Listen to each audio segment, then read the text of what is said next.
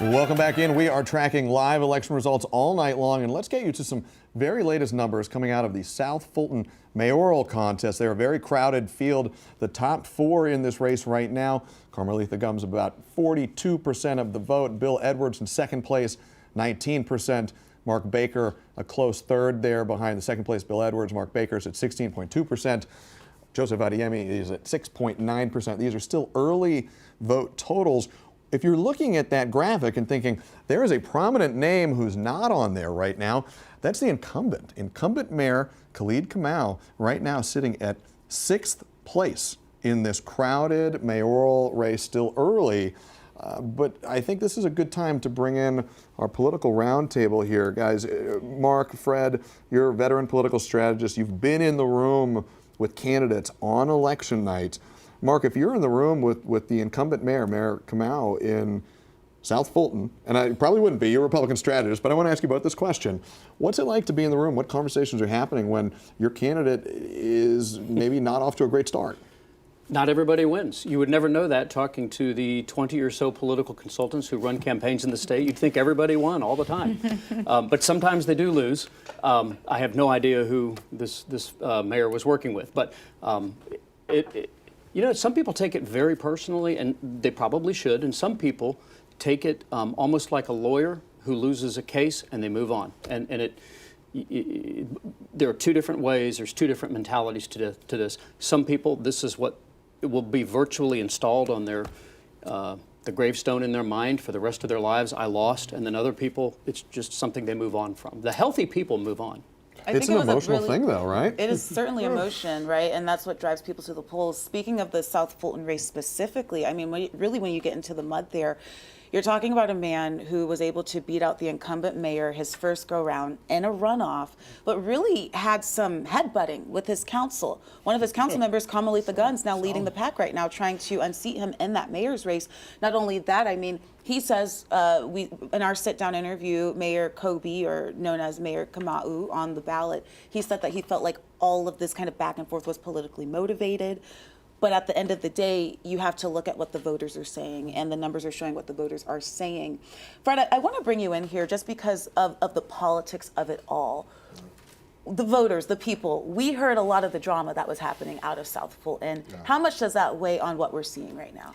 Oh, I think it weighs significantly on that. Listen, anyone who lives in any city, whether it's South Fulton, it's Atlanta, or you live in like a county, you want to be proud of where you live. You do not want to see your elected officials in the news on 11 Alive, you know, or anything like that. You want, unless it's for something good.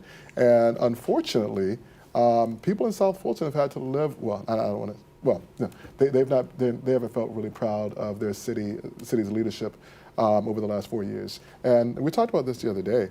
When he ran last time against Bill Edwards, it was a generational shift. I mean, right. Khalid was one of the youngest mayors in Fulton County. I think Bill Edwards was one of the oldest mayors in Fulton County. And he's a Democratic socialist, and he had that sort of energy around it. But campaigning and governing are often two very different things. And so, and voters have a very short leash. They're giving electors a very short leash around performance now. So. Also important to note that if Carmalitha does not get, Ms. Gums does not get over 50% of the vote, that race will go into a runoff. And guys, I want to take us now to a live picture. That's Carmalitha Gums. She is walking in to her watch party, and it looks like she's seeing the same results that we are seeing right now. Again, still early, but she looks like she is in a celebratory mood. This is the watch party here for Carmalitha Gums. She's in South Fulton, and she is currently in the lead in this mayoral contest, a very crowded field. We're gonna stay on this picture and watch it. I think we have audio here too. I think we can hear it now. Let's stay on this picture as she is likely approaching a podium. But as we're watching it here, and we're going to be quick because we may need to jump in and listen to her at the podium. But Donnell, you see this right now. The race has not been called yet, but you see this. She seems pretty confident. What is going through your mind as you watch this? I think it's less about the numbers and more about the people she's running against, and including incumbent mayor. I think she's confident that there's not going to be a major shift in the numbers from where they are right now. So she's not celebrating a win. She's coming into her party, greeting her guests. Right. Usually, and correct me if I'm wrong here, Fred, but it is unusual to see the candidate on election night until they're either feeling quite confident or they're ready to concede. This doesn't look like a concession. It does not. Listen, and if they're going to concede, that usually comes after midnight, right? So they stay in the back of the room, tucked away, and when you feel really good about things, then you come out. If you don't, you send someone else out to talk to the crowd. So the fact that she's out there says that she knows she's at least in the runoff, and now they're playing to avoid a runoff. But as Faith mentioned, if you don't crack the 50+1 mark, then you have to go into a runoff, which will be in early December. But for her, this is a big night for the councilwoman. And I would say that Councilwoman Gums, she's been one of Mayor Kobe's most vocal critics. Yep. She's not afraid to give an interview. She's not afraid to give a quote. And she felt his leadership was not best for South Fulton. She felt that him not being able to work with City Council was not best for South Fulton. So she has taken it upon herself to say, you know what, I believe that I can do this job better. And when we're talking about the issues that City Council faced with him, we're talking about financial issues, issues of spending, issues of obviously some legal issues that once again he felt were politically motivated here. But it seems like South Fulton is about to see a new era of leadership. Is that going to be Councilwoman Gums? Is that going to be somebody else potentially in a runoff? We don't know yet, but certainly a different era than what we've seen in the last couple of years.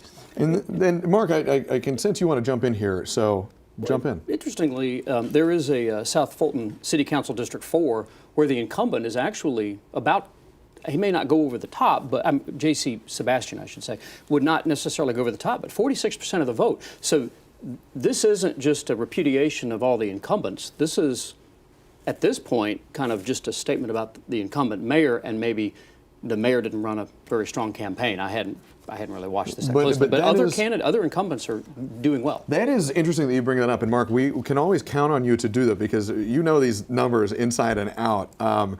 But you're pointing to a little bit of a ticket split, it sounds like. I mean, in municipal races, and in any race, but in a municipal race, having that that incumbent next to your name on the ballot, it has a lot of sticking power. In District 6, the incumbent is winning there as well. I mean, the eye is not the death knell for politicians in South Fulton. And Fred, I mean, to put a finer point under this, I mean, to see those results, see the results breaking in this way where it looks like people are going to cast a ballot, they're supporting some incumbents, but notably at this point not supporting the incumbent that leads that city.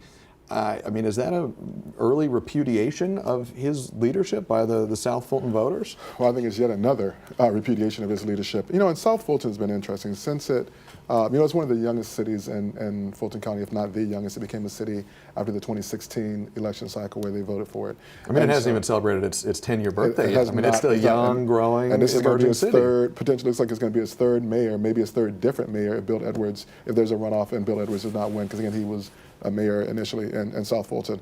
But South Fulton voters have tinkered with the city council up and down the line at different over the elections, and so it's not surprising to see incumbents there. But they're a very attuned electorate down there to what's happening with their council. I was going to say, if you ever go to a council meeting, you'll see people care. They're there. They're active. They're loud. And so this is, I think, it's good for democracy, to be honest with you.